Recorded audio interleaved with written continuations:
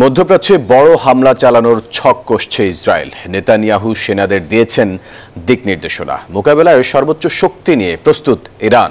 ফলে সর্বাত্মক যুদ্ধের প্রস্তুতি নিচ্ছে গোটা মধ্যপ্রাচ্য। বিশেষজ্ঞদের আশঙ্কা, পক্ষে বিপক্ষে যুদ্ধের মেঘ ঘনাতে পারে গোটা বিশ্বেই।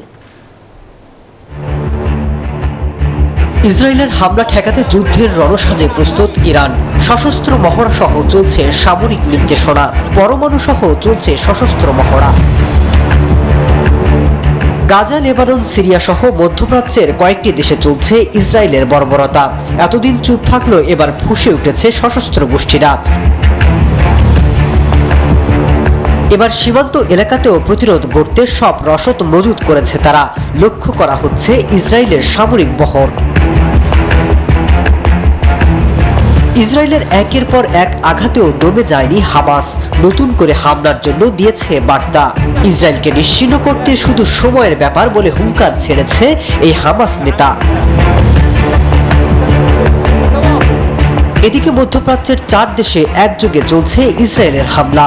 তবে মধ্যপ্রাচ্যে আরো বড় ধরনের হামলার জন্য প্রস্তুত তারা। যুদ্ধের আগুনে পুড়ছে মধ্যপ্রাচ্য। ইসরায়েল ইরান সংঘাত চরমে। পক্ষে এবং বিপক্ষে পার্শ্ববর্তী দেশগুলোতেও যুদ্ধের মেঘ ঘনাতে পারে, যুদ্ধ ছড়াতে পারে গোটা বিশ্বে বলে আশঙ্কা বিশ্লেষকদের। মাসুদ রানা, নিউজ 24।